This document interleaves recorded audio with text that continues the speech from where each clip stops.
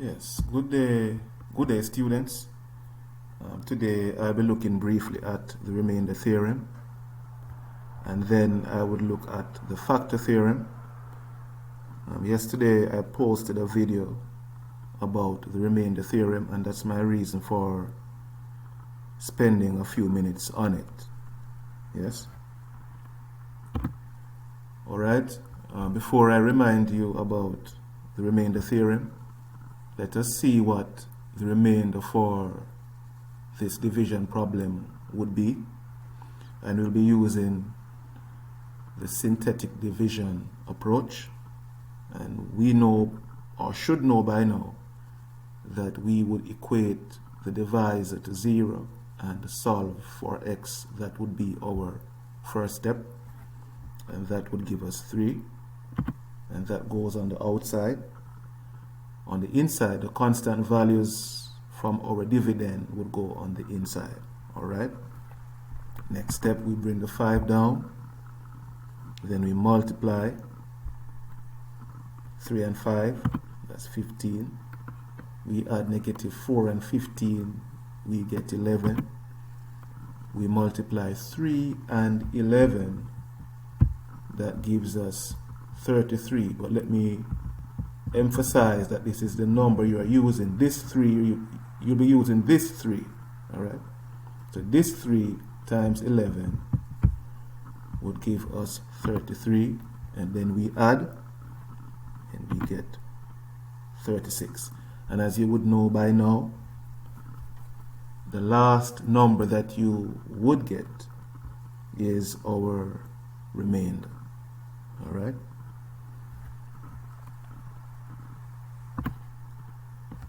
Alright, now if we call the dividend, if we gave our dividend the name f, yes, f, and we indicate that in this expression that we call f, we have x's in it. Alright, so that's what this special notation means. Alright, it means that we have an expression, it goes by the name f, this is f,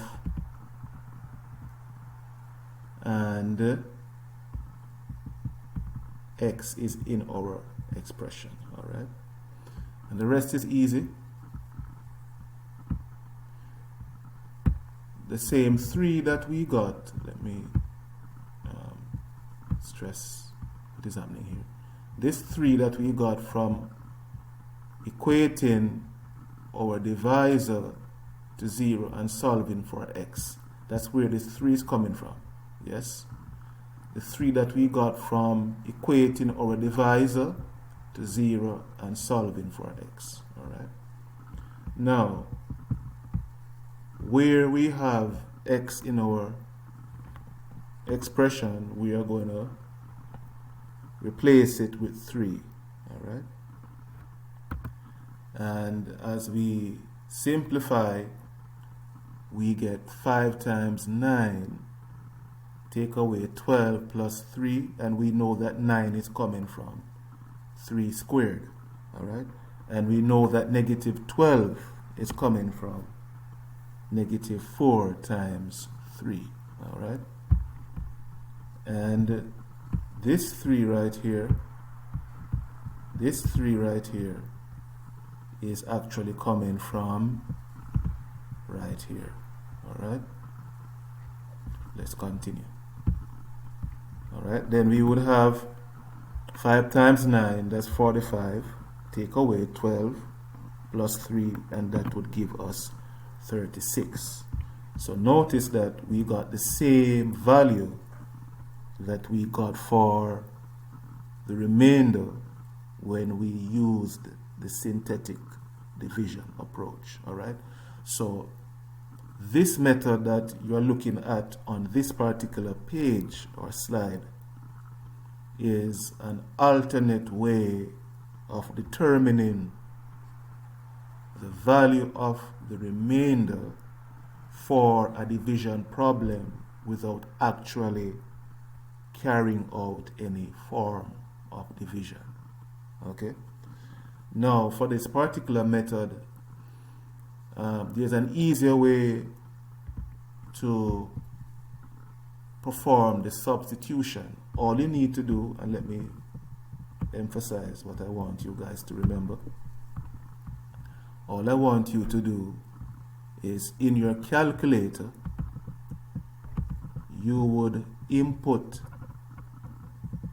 the values the way you see it in this step. All right, you have 5 parentheses 3 parentheses squared minus, sorry, let me start over, sorry. So you have, in your calculator, you would punch 5 parentheses 3 parentheses squared minus 4 parentheses 3 parentheses plus 3, and all you would need to do after is press enter, and you would get this number right here.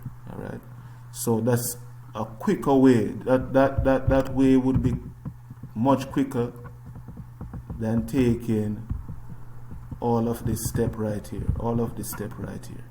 Yes, much quicker. All right. All right, so our remainder theorem states that if we have a polynomial f of x and it is divided by a linear expression represented by x take away a, the remainder is given when we substitute a in our polynomial, which is called f of x. All right, and that is what we did on the previous slide. All right, so this value is a, yes, and that value would have been coming from our divisor. All right, so when we equate our divisor to 0, this value is what you would call a. All right,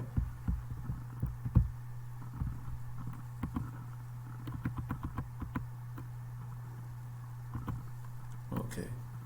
All right, let's move into our factor theorem. All right, so our factor theorem is related to the remainder theorem. All right, so if we have a polynomial that is called f of x, all right, so it's an expression that is called f of x. Now, this linear expression would be a factor of this expression if whatever value we got for a from this expression, when we place it in f, or in this function here, in this expression here, if we get 0, so if we get 0, it means that this expression is a factor of this expression. All right, you know, next slide I'm going to remind you about what a factor is. All right, so in this case 2 is a factor of 78 because when you divide 78 by 2 you get 0. It is as simple as that. Yes, so 2 is a factor of 78 because when you divide 78 by 2, your remainder is 0. All right, and you can see the connection with the factor theorem. All right, so once you get 0, yes, after you have substituted, all right, or after you have used synthetic division, if you get 0 for your remainder, it simply means that your divisor, whatever this divisor represents, that would be a factor. Okay, that would be a factor. All right. So before I end this presentation, I want to give you an example. All right. So here we have a division problem. We have a degree 3 expression being divided by a degree 1 expression. All right. So degree 3 expression